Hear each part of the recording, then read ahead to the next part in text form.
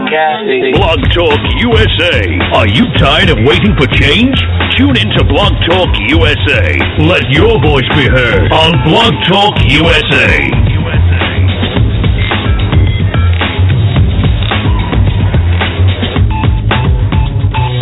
1012, and it gives me 1,250 feet.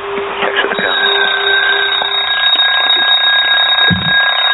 TWA announced the arrival of their flight from Los Angeles and Chicago.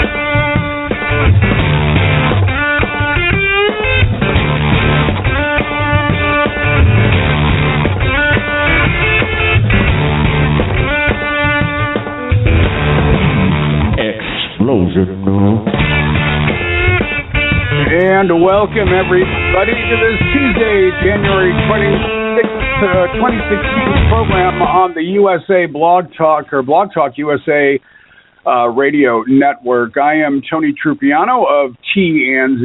He is the Z, Richard Zombeck, and Z, as always, great to do it.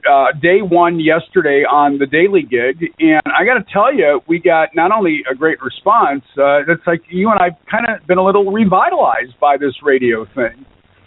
Yeah, I think this is a good idea, and I got to tell you, Tony, I'm really psyched that you got that explosion in our intro. That was quick work, buddy. That was quick work. Thank you. Ask, and I do my best to take care of that. I thought it was great, actually. I thought it was a great little addition, and I didn't mention it to you because I wanted to surprise you. Because he's probably wondering, hey, did he get it? What's he going to do with it? He never responded to it. So, and I shouldn't make it sound like you're that kind of person because you're not. But yeah, I thought it was great. Explosion. Well, color me surprised, my friend. There we go. Color you surprised.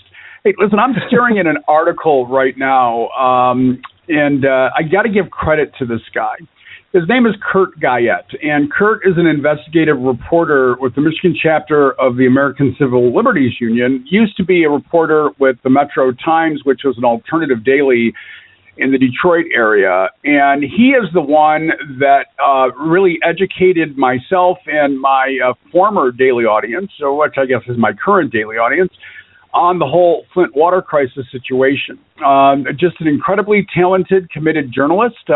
One of those journalists, are you ready for this, that has ethics, that it was, I know, wasn't afraid to tell the truth and was responsible really for staying on this story as long as he did. He writes a blog for the ACLU called the Michigan Democracy Watch blog.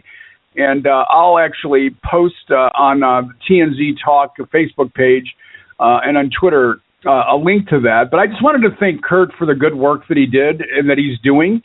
And certainly I would not be as learned as I am on this issue without his input and, again, his ethical reporting. Well, and I'm actually it's funny you should say that you were staring at something right now because I was too on Chris Christie. I know we didn't have that scheduled to talk about, but there are people in New Jersey standing in 3 feet of water, and he's going around saying, "What do you want me to go down there with a mop?" I mean, this is it's a typical Republican response of what they don't want to do and take part in and are ignoring, basically, which is people. Actually, tell Chris Christie, if you would, that we just need him to pray. Because I think Republicans are really good at praying.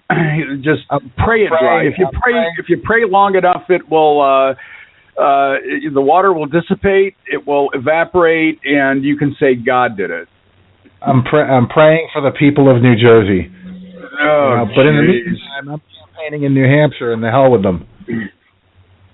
Well, let's talk a little bit about what we are going to do today. I want to let the audience know that it's 45 minutes after the hour. My good friend and Democratic Senate Minority Leader, State Representative Tim Greimel, will be joining us live on the show, Richard Zombek, to talk about what's happening in Flint.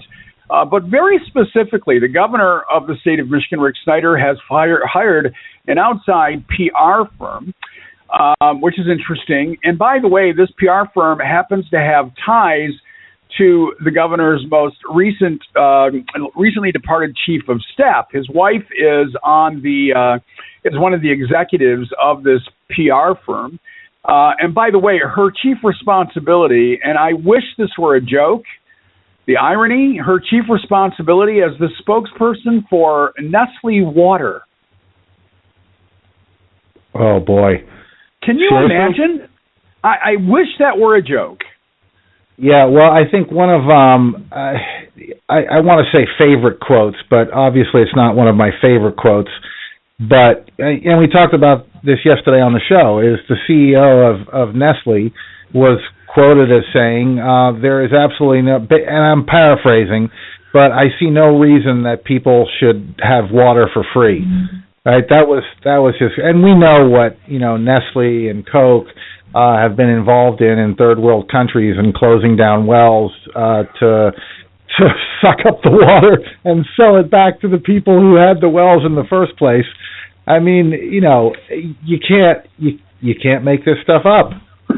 I wish you could. I wish we were making it up, but unfortunately, we are not. Anyway, we're going to talk a little bit today about Iowa, 6 days away. Democrats had a little confab last night, much ado about nothing. I do find, and I think you do as well, the ongoing kerfuffle. Somebody sent that in an email to me the other day, so I'm going to be using that word a lot. Because I just love the word kerfuffle. Between Ted Cruz and Donald Trump, Carly Fiorina, who I'm still I think one of the things, let me just very quick sidetrack, but still on the same topic. One of the good things about the Iowa caucus being just a couple days away is we are going to start seeing the field of Republicans willow its way down. And that's just going to happen. I mean, there's just an organic movement at that point when the voters start voting. And so I'm actually excited about that field getting smaller. Not that, listen, we're not paying a lot of attention to John Kasich and Jeb Bush and Carly Fiorina and Chris Christie and others. But as long as they're around, I guess we kind of have to look at. But it'll be interesting to see who's out next. Do you want to make a side bet right now? Who's going to be the first one to jump out? I'll go first. Yeah, go ahead. Pick me. Mike Huckabee. Mike Huckabee is going to say, hey, listen, for the strength of the party, and he will endorse somebody. And I don't know who that somebody will be, but he will endorse somebody. But I think that Mike Huckabee will be I think that especially if he does as poorly as I assume he's going to do next week, that he will graciously drop out and throw his support behind, quote unquote, somebody. It'll probably be Cruz. I didn't even know Huckabee was still in. It's hard to keep track of these guys. And Fiorina, I mean, she's just trying to stay. The only way she can stay relevant is by, what are we at now? I mean, we've got double, triple down, quadruple down, quintuple down. Is sextuple? Is that right? And then sextuple. Yeah. She just keeps taking it up a notch with insanity. That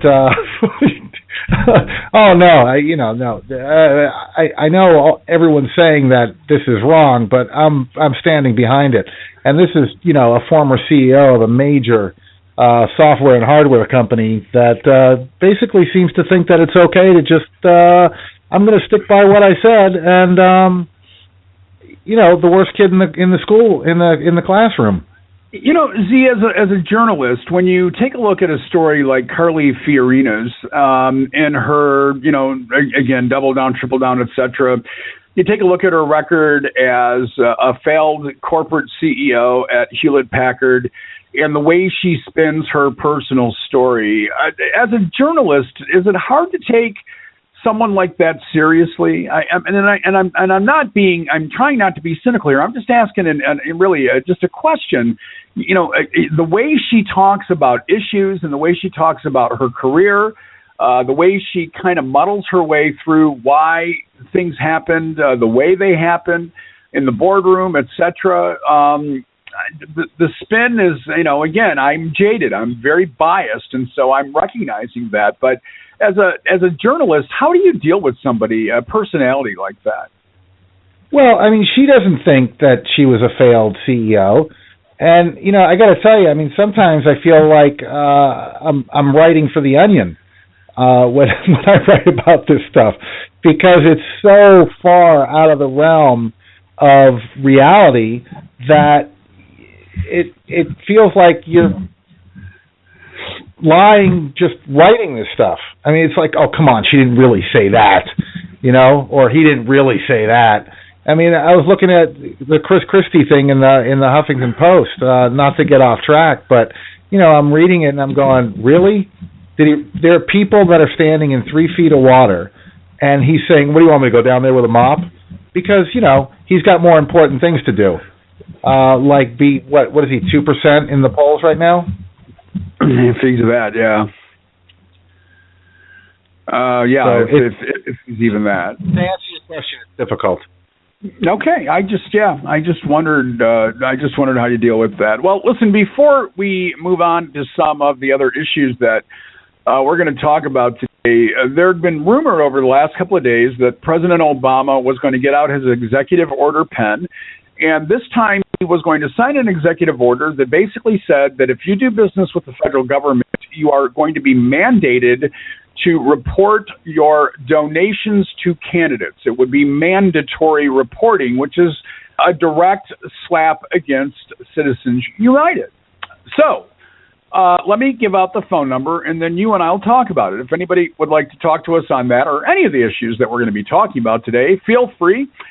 Here at Blog Talk USA, that number is 347-855-8118. That's 347-855-8118. Z, executive order number, who knows what. But a direct slap against Citizens United. I'm on board. Where do you stand? I'm with you. And, you know, again, as much as the right wants to rail about executive orders and tyranny and communism, and I mean, how many more labels can we put on this? Dictatorship, whatever. He's still got a pretty low count on the executive orders. You know, when it comes, comparatively speaking, to previous presidents. So, you know, I mean, this is I don't know that at this point he has much of a choice. I mean, after dealing with complete pushback on everything for the last 7 years, you know, he's got to do something. And, you know, he has, and I always like this one is, you know, President Obama has no F's left to give. And he doesn't, I just think he's doing what needs to be done. And he's pushing forward with that, and hopefully the next person in will uphold most of the stuff that he's done. Because what the Republicans are doing in their campaigning is threatening to reverse all of his executive orders. So, you know, which basically means we're going to take away everything good you got over the last 8 years. Despite how much we tried to stop this guy from getting anything done for the last 8 years. Well, you know, every time, let me not overgeneralize. Often, President Obama has said when it has come to using an executive order that in spite of his insistence and reaching out to Republicans, he cannot seem to get any traction with them on issues that matter. This is one of them. Ergo, he made the decision to move on. Mm-hmm. Fair enough. Yeah, and I don't remember where the interview was, but I was impressed and a little disappointed, if that's even possible, that he took a part of the blame for not reaching out more and working more with the Republicans. And when you put that side to side with Mitch McConnell saying our primary goal during this presidency is to make sure he gets nothing done, I don't think that there was much for him to apologize for. Well, and I know that especially those that listen to me long term are sick of hearing me talk about Mitch McConnell's infamous words 20 minutes after it was announced on network television that the president, that Obama had won, that the number one goal is to make sure he would not be reelected. Okay, well, that's an interesting way. That's an interesting way to not even start your presidency. You're president-elect, and it's not even official. And that's the first thing that one of the most powerful Republicans in the country says. I don't know that we're comfortable with that. Yeah, well, it failed. So. Yes, it did fail. Absolutely, it did fail. All right, I'm just, and I need to just check something real quick here on my NZ, but as it comes to this executive order, as it relates to donations, we know, and we're going to talk actually about this a little bit with Representative Tim Greimel here from the state of Michigan. Governor Rick Snyder, a lot of politicians, not just on the Republican side of the aisle, have really taken advantage of either state law or federal regulations that allows them to hide where their money comes from. And obviously, and you'll excuse the pun here, but it's really poisoned the well as it comes to how certain issues are funded. And lobbyists are just like pig and slop over this stuff. Did you want me to say something? Yes. I lost you there for a minute. The headphones were kind of acting a little kludgy. Kludgy? I'm not familiar. I like the word kerfuffle. Kludgy's a new one for me. I had a bit of a kerfuffle with my headphones here. All right. Well, listen, we do have on the line a little early state representative and Democratic leader of the Michigan State House, Tim Greimel. So, Richard Zombeck, let's go directly to him as we don't want to leave him on hold. And, Tim, it's always a pleasure to have you with us. I've got to tell you, you and I have had a lot of conversations on air. I don't know that we ever thought we'd be getting this deep. Good morning, Tony, and it's always good to be with you. The Flint water crisis in particular is just a horrific, outrageous tragedy, and you're right. I don't think we've ever talked about anything of quite that life and death magnitude before. I wrote, as you know, I write a column for Eclecta Blog, Representative Greimel, and I had written last week, and I'd really like you to respond to this, but I had written last week that one of the things that I truly find disturbing about this entire experience is we can't seem to be, and here in the state of Michigan, and now this is becoming obvious to the rest of the country, we can't seem to get over one controversy before we're dealing with another.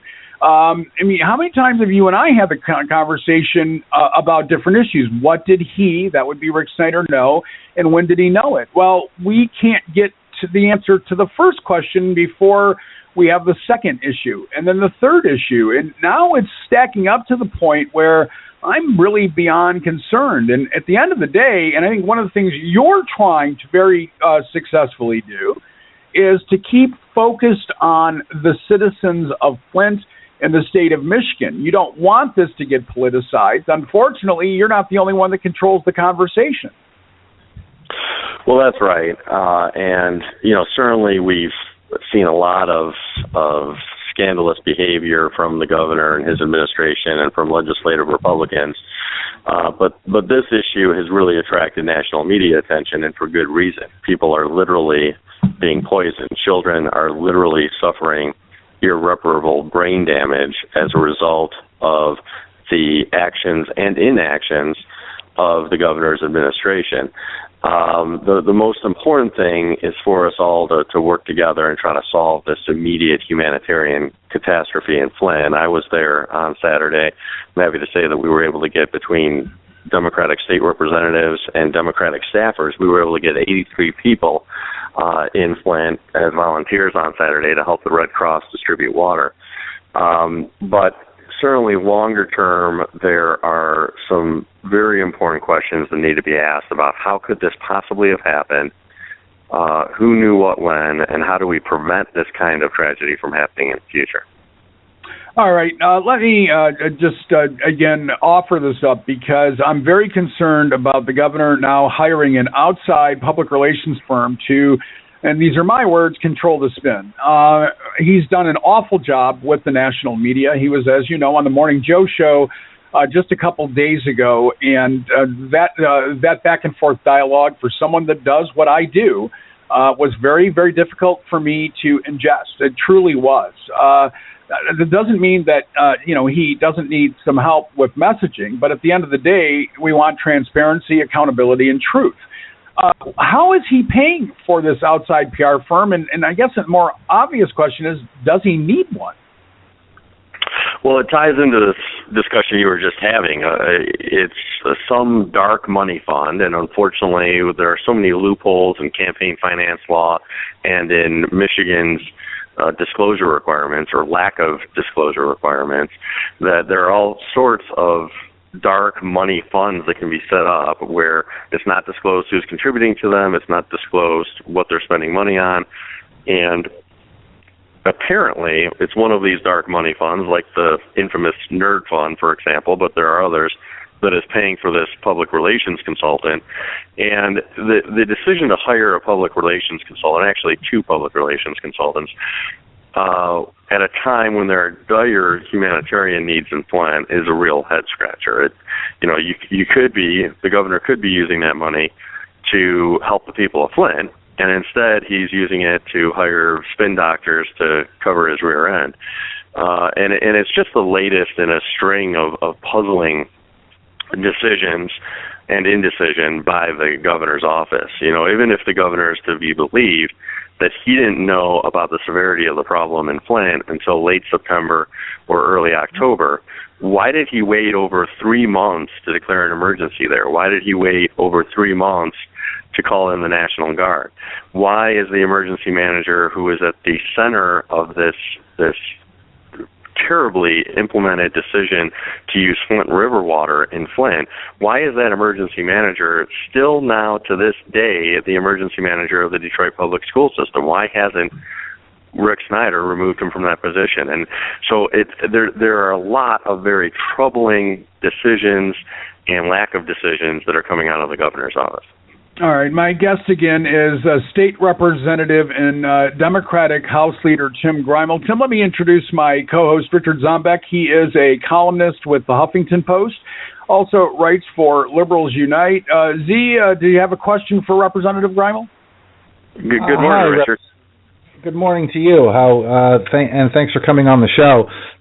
Sure. I mean, my whole thing, I was looking at some stuff with this PR firm, and not only with the ties and the dark money that you said, but also, I mean, a lot of this dark money is obviously coming from corporations, and there's some questions out there as far as, why the water was switched to a different source in the first place, because, now there's some evidence coming out that it actually wasn't done.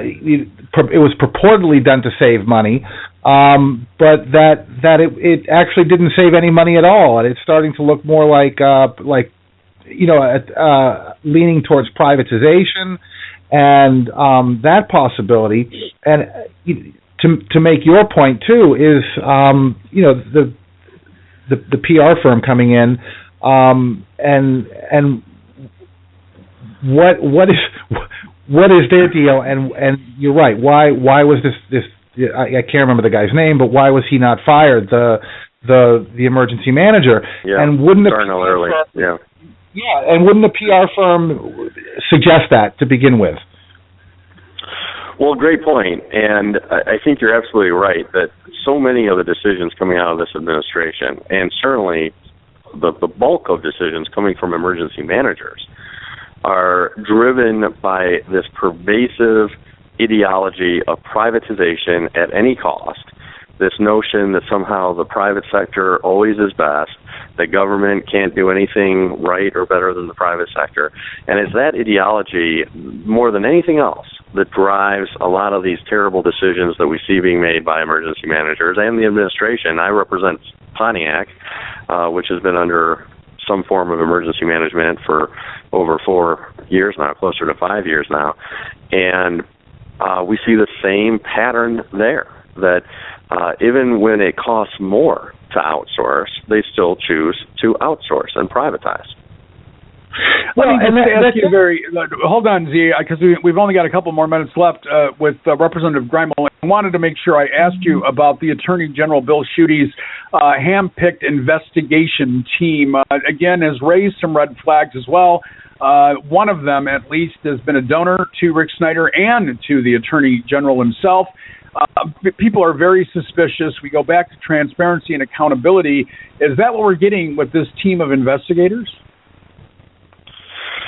Well, I think the proof will be in the pudding in terms of how good of a job investigating this the attorney and the former FBI official do. And so I don't want to jump to conclusions or question their capabilities or motivations, but certainly whenever somebody chooses a donor, it raises questions about whether it was because they're a donor. But I think you hit on another important point, Tony, which is the importance of transparency and accountability. And one of the reasons why all of these scandals have happened in this state is that Michigan is ranked dead last in the country when it comes to state government accountability and transparency. The governor and legislators are not subject to Michigan's Freedom of Information Act. We need to change that, make sure that the executive branch and the legislative branch are subject to the same disclosure and transparency requirements that local governments across our state are held accountable to. That's the only way that we're going to get state government to actually be held accountable and to actually serve the interests of Michigan residents instead of Michigan special interests. All right. Z, did you want to get one more in before we let Representative Greimel go? Well, it's more of a statement, and feel free to comment, because my take on things like this, when it comes to privatization and government, doing what they need to do, I find that and it's always a question that I wonder about Democrats that are in office and dealing with this. It always seems, it seems pretty obvious to me that a private company, they're first and foremost, they're there to make profits. So handing over public utilities it just seems like a no-brainer. And I'm constantly questioning. It's like, and you're close to them, so it's like, my perfect opportunity to ask this is like, when you're talking to these guys, doesn't it like kind of just ring in their ears that it's like, oh yeah, no, it just surprises me that is apparently not so much of a no-brainer when it comes to the right wing in particular, that they think that this is a good idea. This actually didn't save any money. It doesn't look like it was put in place to save any money, and it just like how do you? I don't know how to reconcile that. So I'm sure that's not an easy question to answer, and if there was even a question in there, it constantly takes me back on my heels, and I go, how do people not understand this, that are there and are supposed to be there for the public good? Great points, Richard, and I think it's driven by two things. It's driven by lobbying and special interest support for Republican politicians who push this kind of agenda. And it's also due, again, to this ideology that we see that many Republicans have, that a profit motive is a good thing, that the private sector is always better than the government, and to a large extent, this this mentality that came to prominence in the 80s of greed is good, and it's a very disturbing viewpoint and worldview and ideology, but it's very pervasive here in Lansing. All right. Well, Representative Tim Greimel, as always, appreciate your time. Certainly we'll be reaching out to you again as this is not an issue that's going to go away anytime soon. Thank you for your leadership. Your caucus has some immense work to do moving forward, and we know that you will do it well. Thank you again for being with us. Thank you. The pleasure's mine. You bet. State Representative and Democratic floor leader, House Leader, Tim Greimel. All right, Z, your impressions. You'd never met the representative before. I have a long relationship with him. What did you think? To actually talk to, and it's happened before. I'm not saying it's my first time talking to a politician that sounds like they actually care. But you can, the frustration is palpable, right? And the frustration is palpable. I can't imagine dealing with something like this. And I guess my question was probably a little disjointed to him, but it's like one of those questions that always comes up when I'm watching Republicans and watching how they're reacting to crises, and I'm going, you're here to serve people. Do you understand that? You're here your job is to make sure that your constituents, the people that put you into office, are safe. This is not about you. It's about people. And I'm completely, consistently taken aback when you see that apparently I'm just, maybe I'm naive, Tony. I don't know. No. I think that we all have a perception of government. And I'm just going to, this may be an inappropriate example, but let's go back to the beginning of the Donald Trump candidacy. It was funny. It was laughable. It's never going to happen. You and I, from day one, said, oh, gee, see how long this lasts, especially after the way he announced his candidacy. We're not living in a political world that we once lived in, Richard Zombeck. And so, no, I think that there is a little bit of confusion, even for learned and practiced pundits, if you will. When you report on the kind of stuff that you and I have done, I've done it for well over 20 years. You've done it for many years.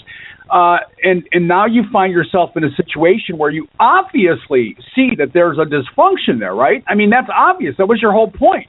There's this dysfunction. And the obviousness of that is they're trying to privatize in order to gain profit, taking taxpayer dollars. We're seeing it in a huge way with public education.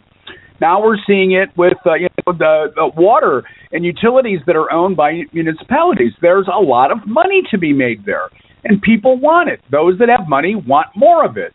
So, no, I completely understand where you're coming from, because there is this sense of, at least for me, I won't speak for you on this, but for me there's this sense of, how the hell is this actually happening? Or is it actually happening? Am I going to wake up one morning and, say, wow, this was all a dream? I know that's a cliche, but it just doesn't make sense, does it? Well, and the thing is, too, is I got to tell you, on a personal level, right? I look at this and I feel like an idiot. And I go, how could you be so naive? How could you actually think that, politicians care about people? Now, we have Representative Greimel on, Tim Greimel, and,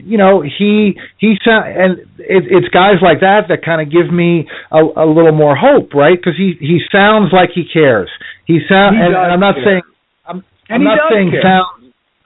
saying sounds like it's air quotes, but I get the sense, I get the genuine sense that he cares, and he's frustrated by this, and he's in a position that must be very difficult to be in.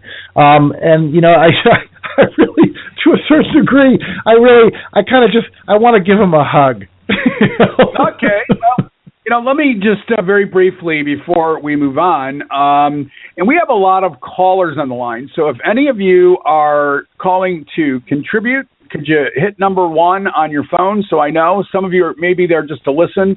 It's hard for me to know the difference. With that said, let me just tell you that Tim Greimel's district represents both some of the wealthiest folks in southeast Michigan and the poorest folks. He had referenced Pontiac, Michigan. Pontiac, Michigan's a community that I used to live in. Lived there for a long time. I own 2 restaurants in Pontiac. I have a lot of love for that city, and it's a very poor, broken down city. They disbanded their police department. That is now the city is now protected by the county. It was a cost-saving measure. They used to own their own water. They sold it under this emergency manager that they had. I can go on. So, Tim Greimel does care deeply because he represents really the whole spectrum of constituents that you can imagine politically, both those that can, those that can't even afford to feed themselves and those that could afford to feed millions if they wanted to. I mean, imagine serving a district like that. That would be a challenge, my friend.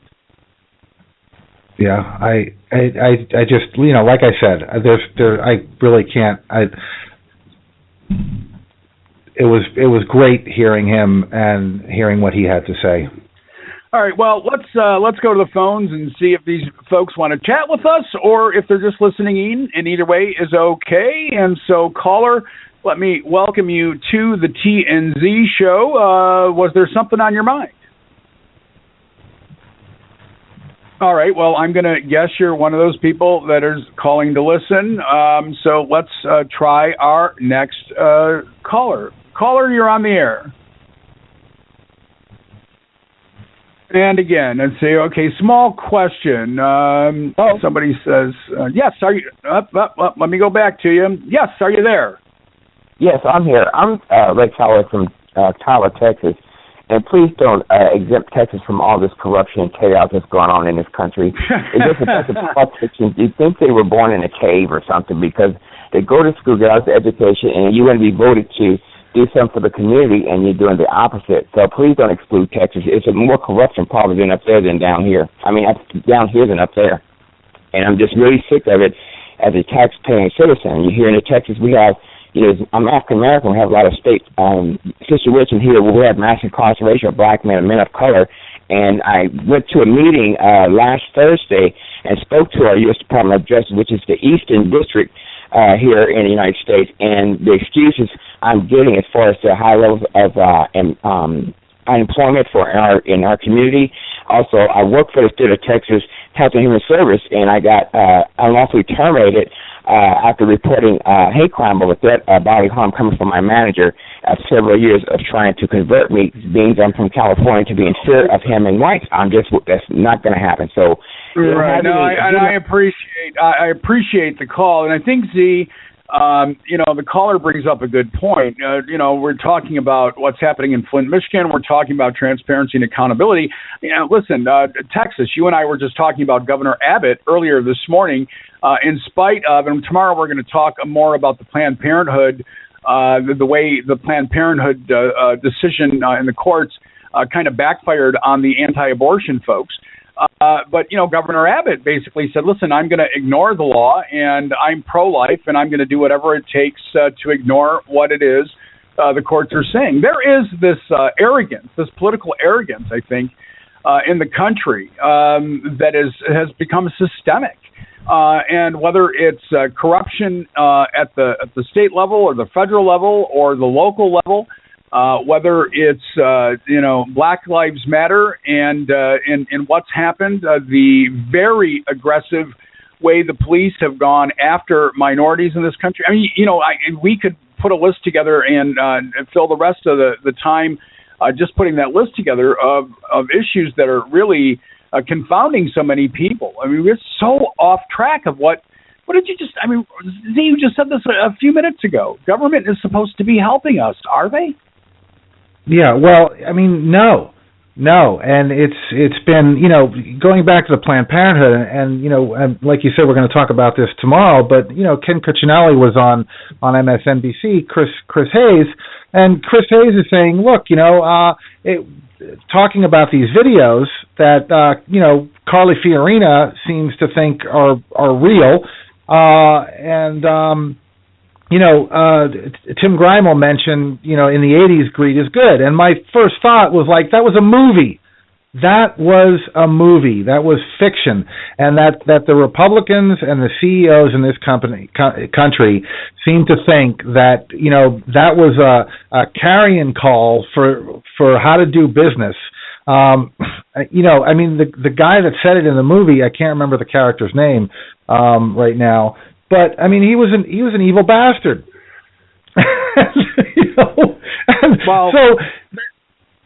Again, I'm very concerned about the reality of what our political makeup has become in this country. And we were just talking about the president's executive orders, and you again had made a very strong point that when you have a Congress that says we will not work with you, and we see that right now, that there are a couple of nominees that need to be approved by the Senate, and they're not going to do it for any other reason except they're not going to do it.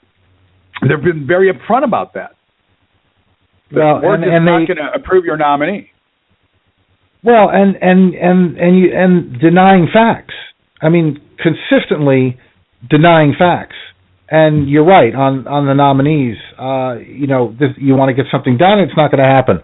And we have slots that were left open for eons. Government wasn't working, and we have people in this country that are going to go, well, the government's not working because Obama didn't do anything, because people aren't paying attention, because who has time when you're constantly being screwed and just trying to make a living and keep a roof over your head. And so someone like Donald Trump comes out and you go, oh my God, this guy's fantastic. I've seen him on TV. No? Okay, so you say that people don't pay attention. I think that there's some truth to that with candidates as well. So let me just for a moment play a little audio from Carly Fiorina, who, in case people have forgot, is actually a candidate for the presidency. This is what she had to say about Obamacare. Because it's failing. It's failing the very people it was intended to help, but also it is crony capitalism at its worst. Who helped write this bill? Drug companies, insurance companies, pharmaceutical companies, and every single one of those kinds of companies are bulking up to deal with big government. See, that's what happens. As government gets bigger and bigger, and it has been for 50 years under Republicans and Democrats alike, then businesses have to bulk up to deal with big government. So we have to repeal it. It's tens of thousands of pages long. No one can possibly understand it except the big companies, the lawyers, the accountants, the lobbyists that they hire to protect their interests. Then we have to give back to states the responsibility to manage a high-risk pool. We need to try the one thing in health insurance we've never tried. Health insurance has always been a cozy little game between regulators and health insurance companies. We need to try the free market, where people actually have to compete. And we ought to have the government ensure that you must, and I don't use that term often, the government ought to do something, that every healthcare provider ought to publish its costs, its prices, its outcomes, because as patients, we don't know what we're buying. All right, well, let me just make two quick comments, and then I'll hand it back over to you, Richard Zombek. Number one, the Affordable Care Act, or Obamacare, whichever way you would like to label it, actually is free market. That's why it was proposed, so that people would have a choice. B, oh boy, Carly, do you not realize, were you not paying attention, perhaps you missed this session, but one of the points of the Affordable Care Act is cost. You now know where the money's going. And if they spend more than 80% of that money on anything but care, you get, as a consumer of health care, a kickback for the money that they go over. I'll throw it back to you. Well, I mean, I hate to even address, Carly Fiorina or anyone who is saying that they want to take health care away from 18 million people. This is a soundbite. This is a talking point. Everything that has come out from the right and from the right-wing media on Obamacare destroying people's lives or businesses has been refuted by the press. And we have you and I have seen this, these back and forth arguments, and people are only believing what they're hearing from their side, and they're hearing what they want to hear. And people like Carly Fiorina are feeding people what they want to hear. That somehow, and this is another thing that I just don't understand, and I can't seem to get an answer from any Republicans as that I know as to what is so bad about healthcare. What is so fundamentally wrong with people having access to health care that they can afford in the event of an emergency, or if something goes wrong, or if, God forbid, you should get old, which they seem to think is never going to happen. So I don't know if you can pick up on the frustration in my voice, but no, certainly. And I think about the Republicans have said one of the things that they liked about the Affordable Care Act was that it allowed you to keep your children on your policy till they were 25. They also, although they waffle about this to some degree, believe that the pre-existing conditions was onerous at best, and I'm trying to hold my tongue. But certainly the cost challenge. If you had a diabetes, as an example, had to switch insurance companies, you could guarantee yourself a huge annual increase. I'm also sick and tired of people thinking that Obamacare sets the rate of your insurance, your premium. And Obamacare has absolutely nothing to do with the cost of insurance. That comes directly from the insurance companies, has nothing to do with regulations. The other point I want to make very quickly, what happened to all the jobs we're going to lose as a result of Obamacare? What happened to those? Because the last I looked, we've had job growth every month for the last 4 years plus. Yeah, pretty significant job growth at that. So, yeah, and they're gonna keep saying what they're saying, and I mean I don't know. I again going back to our conversation with the representative is how do you campaign on a promise of taking people's health care away? I mean that makes absolutely no sense to me. And then by extension saying, I'm going to replace it, but don't tell us what you're going to replace it with. Right, exactly. Or tout the free market as the best thing since sliced bread. Once these companies became profit driven rather than nonprofit companies, that's when we started seeing $1,000 insurance bills that didn't cover anything. I mean, it's insane. I mean, look here. Not to get off point, but here's a primary example of the healthcare industry in this country, and you and I have talked about this before. There's a new drug available called Harvoni, and it's got a 96% effectiveness for curing Hep C, curing hepatitis C. Now, hepatitis C definitely has a stigma of affecting drug users, intravenous drug users, and whatnot. So there's a moral implication to that the Republicans are quick to jump on, as are many of the insurance companies. But hepatitis C is also hemophiliacs, blood transfusions, anything, someone that was in an accident, and they outweigh the amount of people who have it through intravenous drug use. In this country, that one pill costs $1,000. Okay, in India and other parts of the world, that pill costs $4. So same drug, same formulary, everything's the same except for the country. The same drug, yeah. All right, and I just want to make sure we clarify that. That's all. Is that insurance companies are balking on it, of course, because it's $100,000, right? It's $100,000 for 3 months of treatment, and 3 months of treatment is what it requires, and it's $100,000. They will not approve that drug in a majority of cases for people that have hepatitis C who have not suffered irreversible liver damage from cirrhosis. So you can be cured from this if you have Hep C, but insurance companies will in most cases only pay for that cure if you've already suffered irreversible damage. Wow. All right, let's go back to the phones. Rihanna joins us. You had a comment. Good morning. Good morning.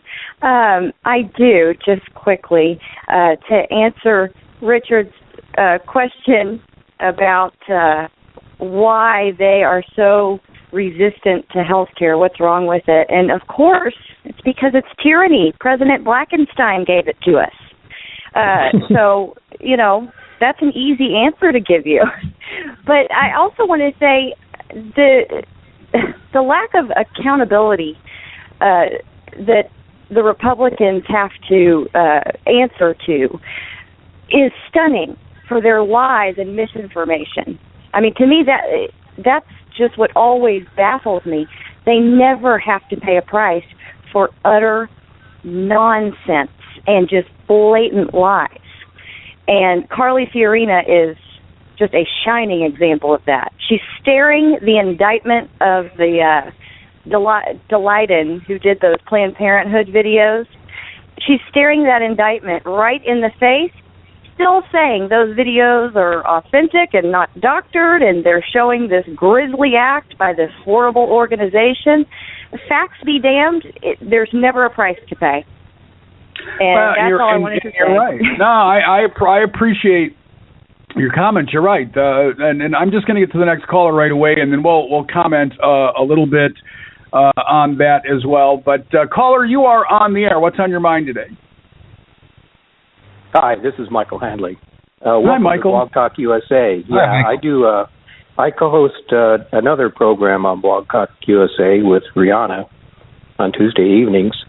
And I just want to, first of all, say you guys have a great show. Enjoy listening this morning.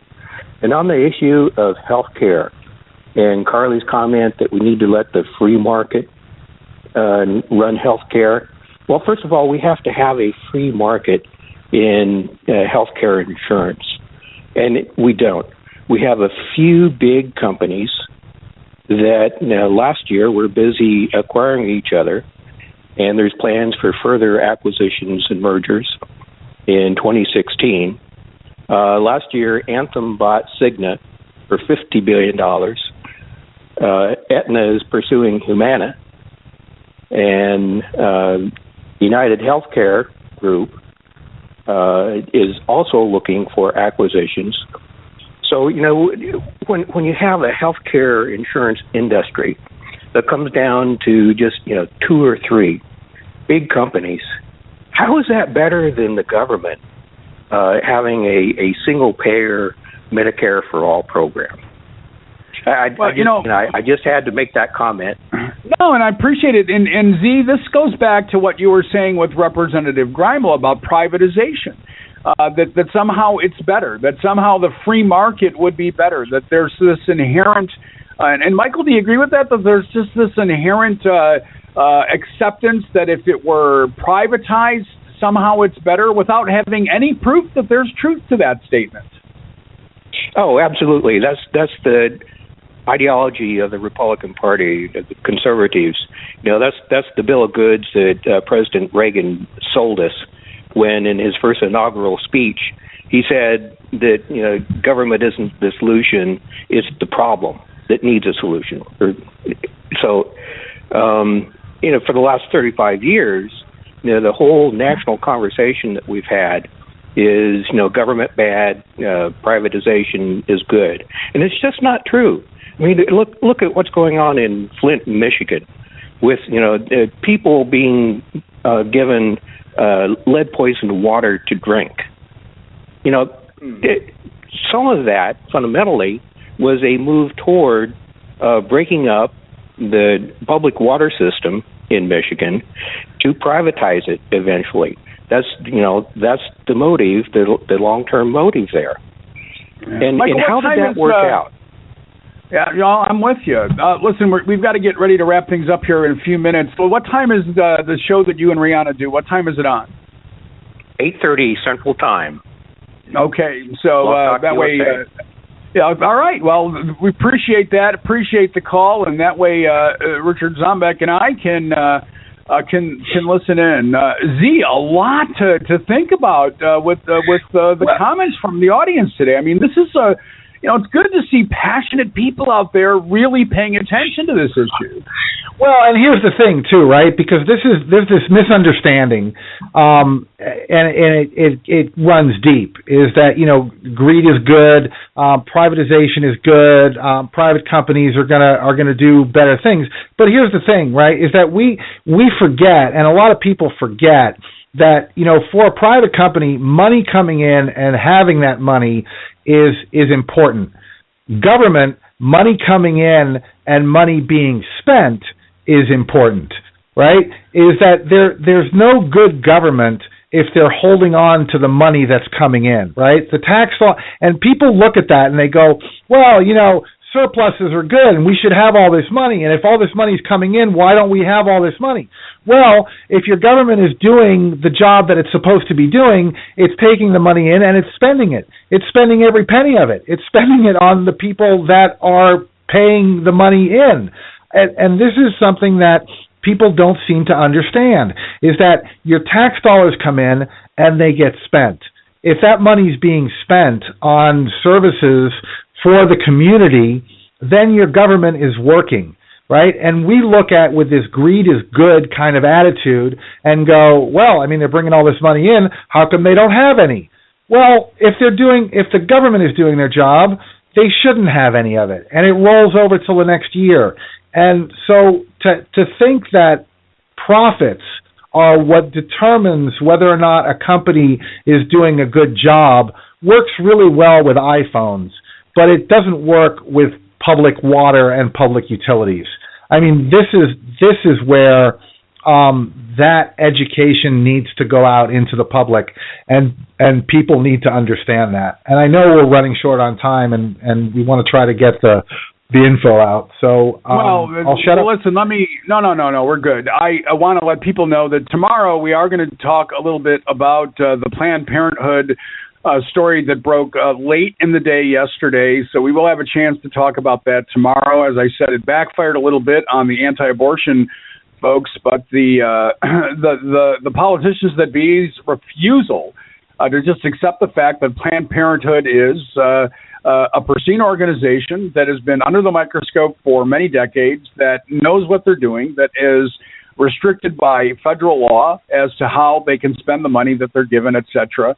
Why that's just not resonating with folks is something that we'll discuss. Also tomorrow, we're going to talk about addiction in America and the way that we are either treating it or dealing with it or not. And as I know you're aware, and we'll get this into greater detail tomorrow, as I know you're aware, there has been a clarion call of late for us to start treating it and properly designating it as a mental health issue and not a criminal issue. And I couldn't be more on board with that idea if it were possible. So we'll have that discussion as well. And, of course, anything else that breaks between now and then could push everything off the table, and we could be focusing on something entirely different. But a great conversation today. If people are interested in connecting with us, Richard Zombeck, best way to do that is what? TNZTalk.com. That's T and as in Richard and Tony, or Trupiano and Zombeck. TNZTalk.com. On the site, you can find our latest podcasts, our Twitter handle, Facebook page, YouTube channel, iTunes, Stitcher, all the apps that you're going to need to listen to us that you can either download, and of course the hours and links that you can listen to us live. So again, Absolutely. That's TNZ.com. And I just want to let people know, if they have a suggestion for the show, a topic, a guest, if you'd like to be a guest, just go to tnztalk.com. You'll find our email address there. Send us an email. and we will respond as quickly as we possibly can. In the meantime, Z, thanks for another great show. I want to thank Ron, Spikes, Brianna, everybody at Blog Talk USA for welcoming us so wonderfully. This is going to work out beautifully. I can already tell that. I'm very excited to be here. And we had a great show today, and feel good about the work that we're doing. Because ultimately, Z, and I think you'll agree with this, we'd like to think we're making a difference. Yes, we do.